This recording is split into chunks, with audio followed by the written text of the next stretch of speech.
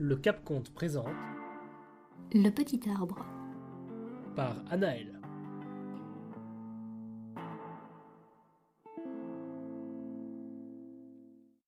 Fermez les yeux. Nous sommes dans une immense forêt.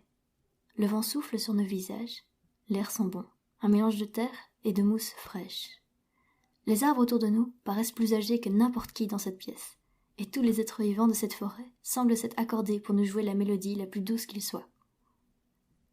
Oh, vous voyez la cabane là-bas, au bord de la rivière ? Je connais plutôt bien son propriétaire. Il s'appelle Jacques, et croyez-moi ou non, il m'en doit une belle. Jacques vit seul, là depuis presque toujours. Il avait été déposé ici même il y a moins d'une dizaine d'années et s'était débrouillé pour survivre jusque-là. Je me souviens bien du jour où il avait été viré une nouvelle fois de son job. Il devait avoir environ 14 ans. Jusque-là, il avait été crieur de nouvelles, puis cuisinier, et là il venait de se faire envoyer de son dernier et pire travail, poseur d'oreilles. Et il y était pourtant depuis 1 an. Vous me demandez pourquoi ? Pourquoi il se faisait toujours mettre à la porte ? C'est une bonne question. Parce qu'il y avait à chaque fois un de ses collègues ou une autre commère qui finissait par découvrir où il vivait, et surtout, comment il vivait. La chasse aux sorcières n'était plus à la mode, mais le fait qu'ils connaissent toutes les plantes de la forêt et tous les animaux pouvait encore être un sujet de discrimination. Mais, et le pire aux yeux des autres, Jacques croyait fondamentalement en la divinité de la nature. Il passait tout son temps libre à prier les arbres, à chanter leur gloire. Il aimait tellement les êtres vivants de la forêt qu'il soignait chaque animal qu'il voyait souffrir, et refusait d'ailleurs d'en goûter le moindre bout. Vous rendez-vous compte ? Un homme voulant se nourrir uniquement de plantes et de baies, ce n'est certainement pas un homme fréquentable. Ce jour-là donc, il était d'une humeur exécrable, et s'enferme dans sa cabane, sans aucun regard pour la forêt. Il se sentait tellement seul et détesté. Au bout du 3e jour, après son renvoi, il se fait réveiller par un grondement bruyant. Ouais, définitivement, il fallait qu'il se trouve quelque chose à se mettre sous la dent. Son ventre n'allait pas le lâcher. L'hiver étant déjà bien installé, la forêt n'avait plus grand-chose de nourrissant à lui offrir. Jacques décide alors de se rendre presque à la gare la plus importante du pays, selon ses patrons, pour voler de la nourriture. Évidemment, il avait quelques regrets à l'idée de commettre cet acte qu'il jugeait lui-même impardonnable, mais il ne pouvait pas se laisser mourir de faim. À l'orée de la forêt, il voit quelque chose d'assez inhabituel. Une jeune fille, gisant par terre. Elle devait avoir 5 ans, devine Jacques, en observant ses longs cheveux bruns bouclés et son visage angélique. Il tente de la réveiller en la secouant gentiment, puis brutalement, mais sans réponse de sa part. Il réfléchit une seconde avant de la soulever par-dessus ses épaules et de la porter jusqu'à sa cabane. Il n'avait jamais couru aussi vite de toute sa vie, malgré le poids qu'il encombrait. Il la pose dans sa cabane, puis partit immédiatement en forêt pour trouver des plantes et lui préparer une mixture qu'il savait miraculeuse. Aucun effet. Il retourne, sans se démonter, préparer une seconde mixture. Aucun effet. Il commence à perdre son calme. Il court plus loin dans la forêt, en priant de toutes ses forces les créatures qu'il croisait. Cependant, fatigué par ses longues journées de jeûne, il tombe au pied d'un arbre, à bout de force.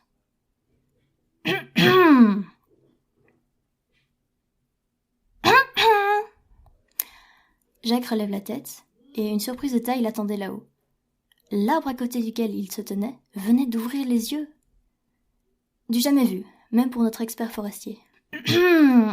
Dis mon cher, que fais-tu là, à remuer ciel et terre, si ce n'est finalement pour venir traîner sur mes racines ? L'arbre le domptait de toute sa hauteur. Jacques, pas moins courageux qu'un autre, relève la tête pour le regarder droit dans le tronc, et commence à lui conter son malheur. « Je vais t'aider, » dit l'arbre après avoir tout entendu.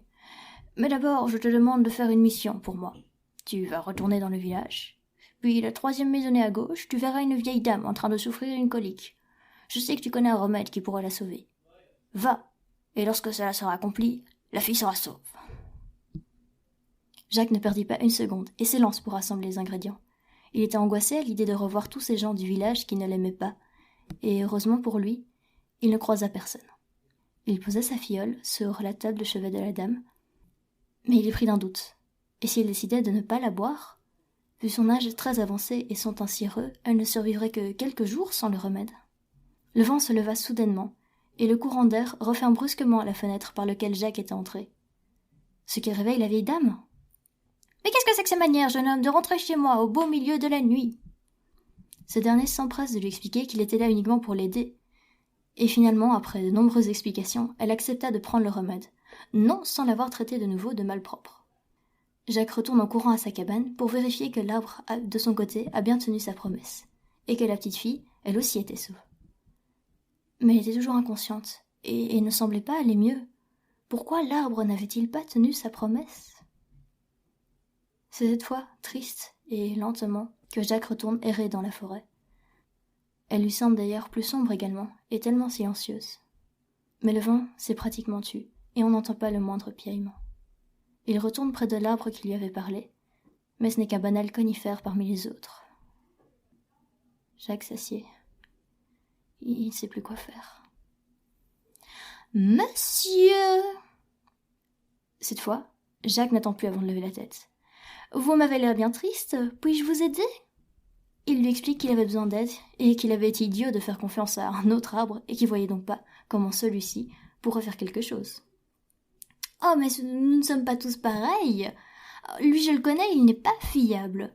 Moi, je promets de vous aider, mais en échange d'un service, évidemment. »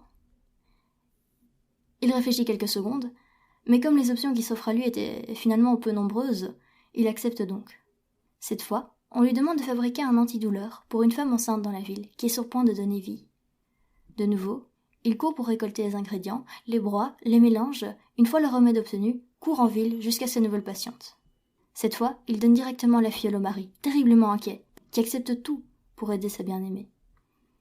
Et pour le plus grand bonheur de tous, les traits de la jeune femme se détendent, et elle reprend des couleurs.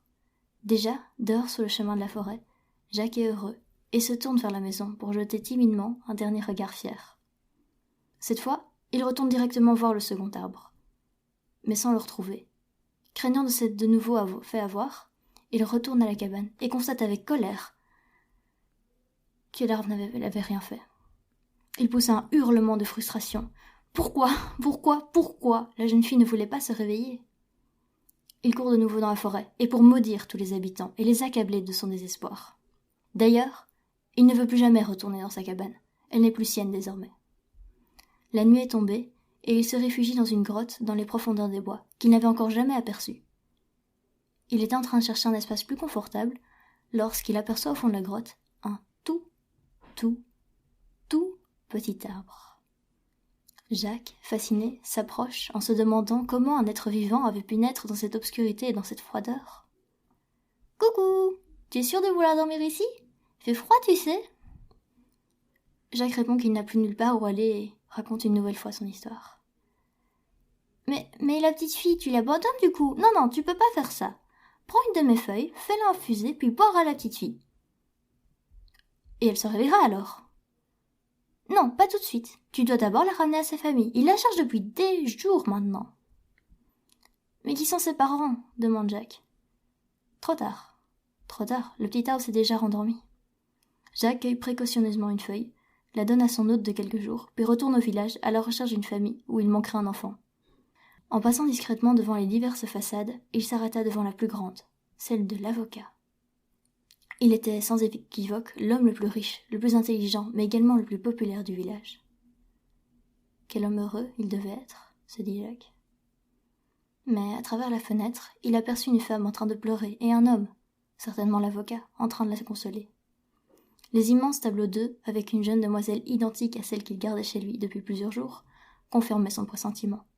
Son cœur battait à la chamade. Ils seront certainement en colère contre lui et le prendraient pour un fou, au pire, un meurtrier. Mais lorsqu'il entre et raconte toute son histoire, ils ne réagissent pas. La mère demande simplement qu'il les conduise à la petite. En la voyant immobile sur le lit de Jacques, elle se jette au pied du lit et prend la main de sa fille. Et à cet instant précis, la petite fille ouvrit les yeux, sous les pleurs et les rires à la fois de tous. Jacques retourne me voir le lendemain, pour me remercier de lui avoir montré sa place au village, car il était désormais reconnu comme le soigneur officiel. Et moi, le petit arbre, je suis toujours dans la grotte, et j'attends avec plaisir le prochain être perdu qui viendra me voir.